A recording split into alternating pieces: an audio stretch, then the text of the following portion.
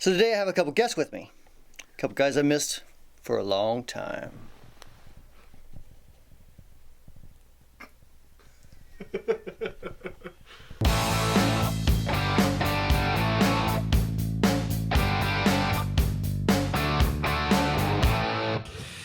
Okay, so Paul Colzer asks, did working in the industry change your perception of gear, both as a consumer and a guitar player? Travis, what do you think? I'm sorry. Working in what industry? Working in the gear industry. Well, yeah, of course it did. I didn't mean that like, yeah, of course it did. But no, as far as just gear in general. Yeah, I mean, just the way you actually look at guitar, I guess. Or pedals. At the time when I was in the industry, big time, because I would always think about what's behind it, and that's something you taught me, like, just like, I mean, everybody does now. Anybody on the forums, I noticed, like, this new pedal came out. Is it a tube screamer? Is it this? Is it that? Right. They always think about the ththings behind it. And I was always picking your brain, like, what makes it this? What makes it that? It took about 30 seconds. Oh, no. Yeah, right? Because you'd be like, the famous Brian Wampler, well, I'm trying to figure out take Lucky Charms. I'm trying to figure out a way to put it to where you can understand it. You didn't say it that condescending, but you know what I mean. Well, I mean, I always tell people I dumb things down for myself because it's easier for me to understand. So I'm like, okay, so this pedal is kind of like if you take Lucky Charms and combine it with pepperoni. It's okay, but it's not the greatest. Right. I would eat it. You know what my kids call pepperoni? My 2-year-old? Poroni. Poroni? Poroni. All right, sorry. Too much to say all at once. I know. But now it's like part of the cool factor of pedals coming back in and things and amps is I'm no longer intrigued by that mystique behind it. So now I can just appreciate it for what it is. Like, so now somebody puts out a new pedal. It almost kind of bugs me a little bit that somebody will be like, well, I wonder what the circuit is. Is it a two screamer? And it's like, who cares? Does it sound cool? Right. And if it looks awesome, even better. Like if it's black, I'll probably buy it. So you kind of went the opposite way of what I thought you would do. Well, because I think it's just one of those things. It's like, I made a joke on the Tone group once. Somebody said, who's some good Telecaster chicken picking players to listen to? And it was like, oh my God, none. Don't ever listen to it again because that's all I heard for years. When your flagship artist at the time I was working for you was Brad Paisley and Brent Mason. So everybody came up and had to play their worst version of Hot Wired. You know what I mean? Oh, yeah, every summer NAMM. You know what I mean? Every summer NAMM. So it was like, oh my God. It's like swung 16ths and Baduka. Am I wrong? Oh, every But summer anyway, NAMM, so yeah. see, now I'm ranting. But so now ran away. But so now it's like with the pedals, I can kind of just appreciate them for what they are. But there is a part of me that's nerdy, like I've got to play a couple of Brian's new prototypes. But no, so of course I know Max hasn't. But but with that I get nerdy. I'm like, so what's this do? What's that? What were you thinking here? And and you still for some reason value my opinion. So we'll have a back and forth there. That's fun. I do miss that. And that's something you only get working in the industry, I think. I think my gear perspective's kind of changed a little since I've been in the industry. For me, I'm way more into gear now than I was when I worked in the industry. It's like anything else. Like if you're a car mechanic and you work on cars all day, you're not going to go home and like work on your own car. Like if you're a gynecologist and you do that all day and then you that's not a good comparison. Anyways, for the adults on this side of the room. funny. But it's like, so for now, like right now I'm so into gear and I used to be so caught up in labels and who made it and total hipster on boards, I'll admit it. Now I'm getting back to like stuff like, I remember back in like the 90s and the early 2000s, stuff that like I used to read about in Guitar Player magazine and stuff. So like Travis and I actually played in a 90s rock band. And one of the pedals I really wanted, because I don't know why you guys are going to make fun of me for it, is a Dan Electro Cool Cat chorus pedal. Yeah, I remember right? this. Yeah. I scored for like $20 in reverb. It's one of my favorite things to play with because it annoys Travis so much. And those are 18 volts, right? They use two. Yeah, 18 volts. Yeah. And every time I click on it, he's like, dude, are you out of tune? It's my favorite pedal. Every night we play, I'll just step on it just so it gives me a dirty look. It's great. It sounds terrible. Oh yeah, that's what makes it so cool. There's nothing cool. First off, it's a chorus. Here you go. Not cool. Although the Nirvana chorus, I got a funny story about that. Uh-huh. But chorus, not cool at all, ever. I'm sorry. For 90s rock, it works though. Not really. Really? How would you know? Why wouldn't it? Exactly. You can tell I hang out with him too much. But no, he does like. So no, he'll hit it and instantly his just sounds out of tune. And it's like, oh, and you know me with tuning. I'm kind of like you. So if you hear something wobbling, but I will say one thing: this dude, you know how you always count things? I got you back. Me and Austin counted through the first set. You know how many times you stop mid-song to tune? Austin's your drummer. Oh, 9 times. probably, yeah. During the middle of the song, he'll Yeah. just stop playing and tune. There's 2 guitar players. You can stop. I mean, whenever you want to. Not when we're Are doing you a playing? song. Wait, hold on. Are you playing a Les Paul? I am playing a Les Paul. There you go. That Does my MG Les string. Paul stay in tune? Not always. Yes, it does. With a Bigsby on it? No, my R8, my 58 reissue. When's the last time you played that? Huh? Just 5 minutes ago through the Synergy stuff. And did you have to tune it? Well, yeah, once, but no, we're playing. Minute. But you gotta admit that guitar stays in tune. That Fantastic. guitar does stay in tune better than your Black Les Paul, the Bigsby. Yeah, absolutely. But so we're playing this song, and it's 3 a.m. by Matchbox 20. Look, we're not proud of it, but Hey. if you make the chicks dance, Yeah. you know the guys come out to watch the chicks, and it's big crowd, whatever. Right. Travis likes the guys. So it's the part where it's like the breakdown. It's just one guitar, and then the vocal. Well, Max is the one guitar. Okay.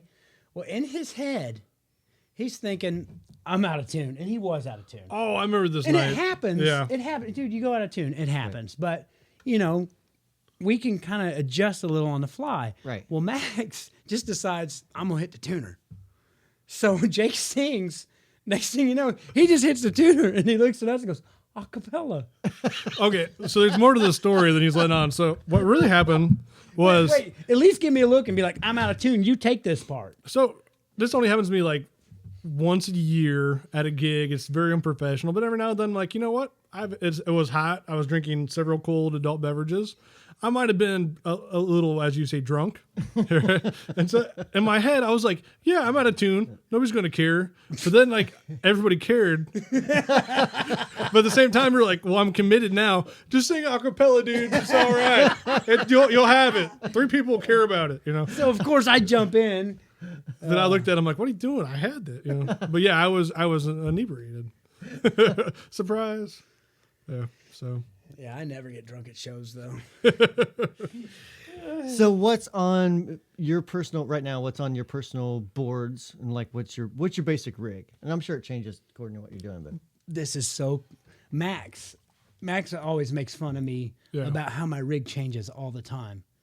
And my rig hasn't changed in probably over a year. Yeah, almost a year. You know, so you've what I had mean? so you now have all black pedals. You said I do have all black pedals. you've had all black pedals for and years. if you make more black pedals, I will replace all those pedals with your So black pedals. why don't you just paint them? Like just spray paint them. Well, I did use a magic marker on my direct drive. Did you? Yeah. But To get but you went over the direct drive labeling. yes, Why? to make it all black. So you want no labeling at all? No, if I had my way, it would just be all black pedals. I have one pedal on my board that's not black. One.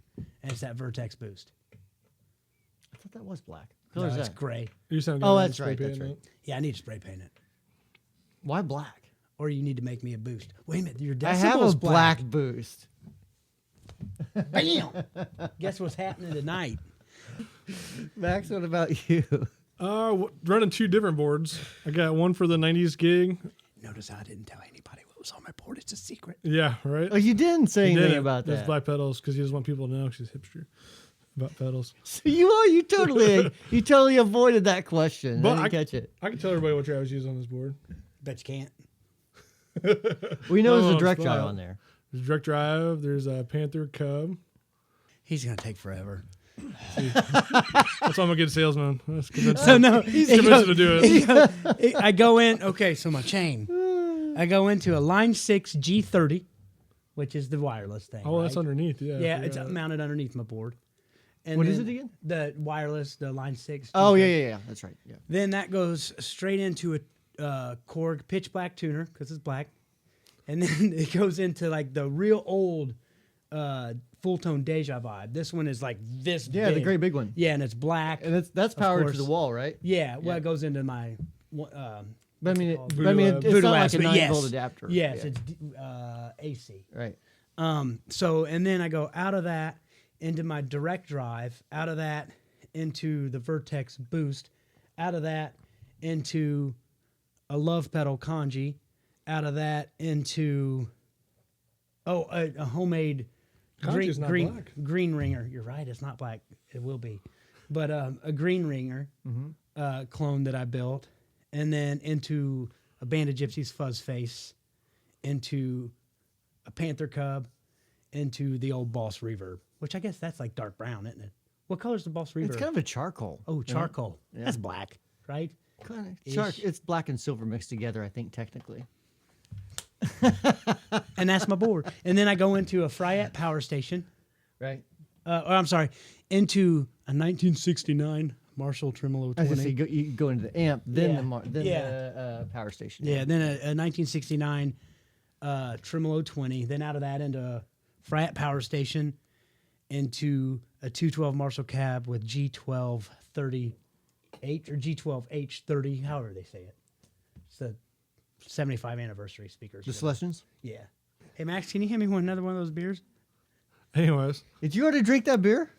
Oh yeah. Travis drinks his beer like he drinks his coffee in like My 3 goodness. seconds. Oh yeah. Like it's so cold, it's so hot. All right, so What's on your board, Max? let's hear about your board. That'll buy me at least 10 minutes to go get you another beer. Yeah, sounds good.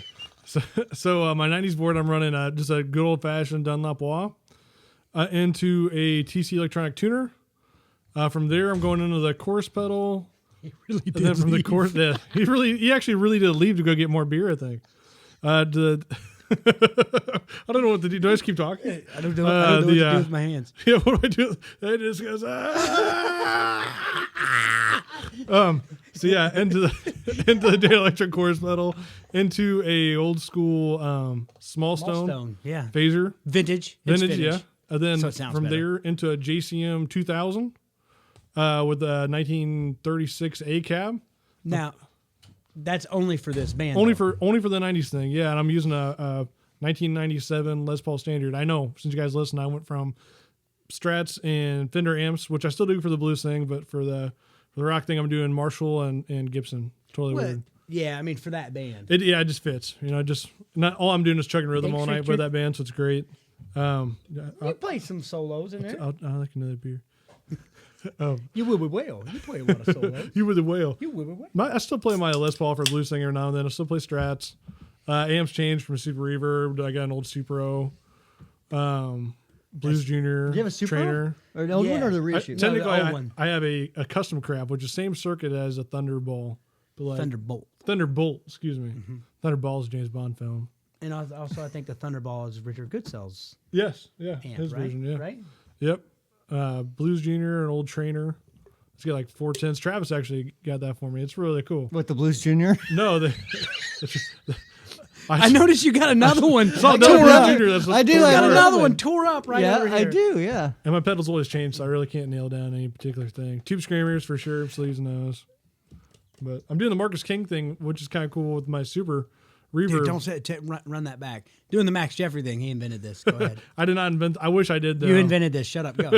So I plug my guitar into a tube screamer, turn the volume all the way down on the tube screamer, turn the drive slightly up, and just crank the amp open almost wide open. Then I just barely adjust the volume on the tube screamer, so it keeps it like at bedroom levels if I want, or live levels, but it overdrives the amp. It almost acts as a poor guy's attenuator. Really? Yeah, So you gains up. gain's not. It's gain's probably at probably 3 o'clock or 3 So maybe. you're clipping quite a bit then. Quite a bit, yeah. And volume's all the way down, and the amps is cranked up 8, 9. Doesn't that just When make When a you say really 2 or noise? 3, do you mean 2 or 3 o'clock or 2 or 3, like 1, 2, 3, 4? Yeah, 5, probably 1, 2, 3. Yeah, if you had to do a clock, it's probably drives probably at what was that 9 o'clock. Okay. Okay, so see, I you're thought not you were clipping thinking too- 3 I was o'clock. thinking 3 o'clock. Yes, Me too. yeah. I was like, damn, Yeah, dude. drive is like 9 o'clock. If you think about it, yeah. What's up, clock Dimebag face. Daryl? So you're just using it as an EQ pedal then, Yeah, essentially, yeah. with No no master volume kind of thing. Yeah, like a master volume type of thing. But it sounds great. If you just have one pedal, it's You get the blues you thing, get more so- mileage if you cut the diodes out. Just clip them off. we'll get That's more what I was mileage. going to say. You know. You know what he wanted to do? And I think it'd be fun. I'd do it for him. He wanted to get one of those old like chassis from the Oh, yeah, like a Valve Junior. Valve chassis. Junior. And he wanted to Put a tube screamer in. put a tube screamer, 3 knobs and a switch. Wait. So the Valve Junior Head. The right? actual head. Right. Just gut it and use a chassis and put a tube screamer in it. So he could put it on top of his amp and use it as an attenuator. So just a big tube screamer. Yeah, big tube screamer. The world's biggest tube Tube screamer. screamer. I said, you buy it, dude, and I That's- will do it. That sounds like an April Fool's video, actually. I know. Do you remember my CC DeVille story? I do. It's in the stores. It's in the stores. It's written in the stores, man. I don't know if I've ever told this story, but it's totally Wampler related. Now I was you there. can't. Yeah. I took the picture. Yeah, you did take the picture. So Max and I are hanging out at this club downtown Indianapolis. It's a blues club called the Slippery Noodle. And what was he in? Was he in Poison? He's in Poison. Okay, Yeah. Poison. So He was talking dirty to people. I get it.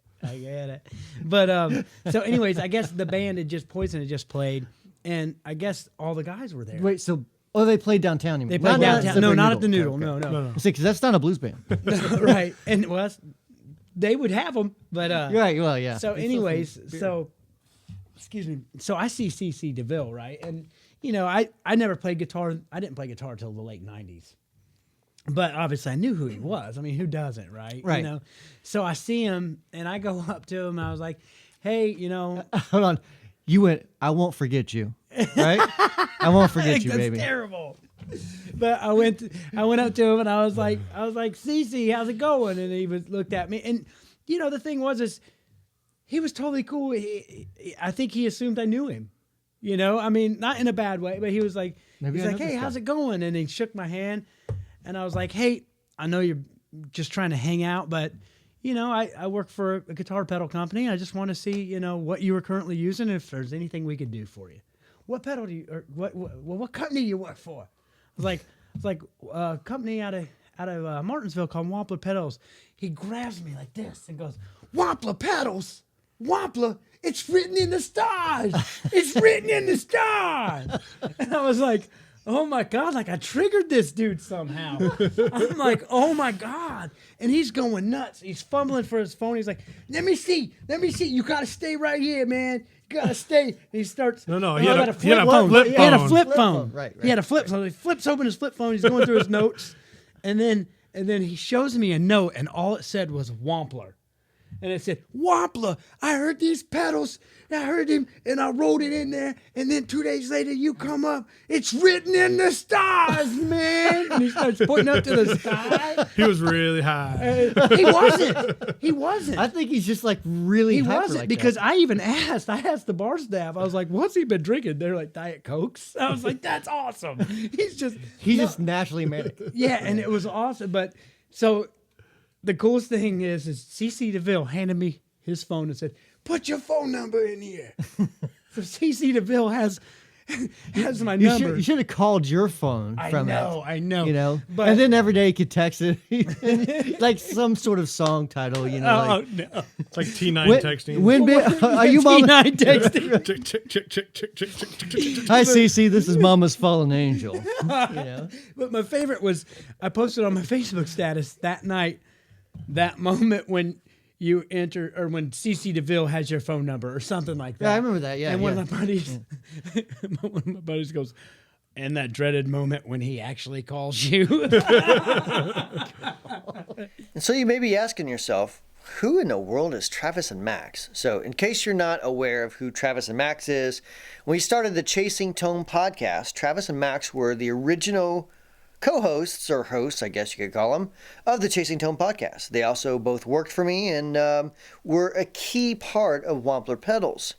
And they've since gone off to do different things with their lives, which I completely encouraged. But their particular podcast, the ones with them, which is episode 1 through like 76 or something like that, Those were some of the most popular podcasts that we've done. So that's who Travis and Max is. And in fact, if you see some of the other videos, you'll see Travis all over them.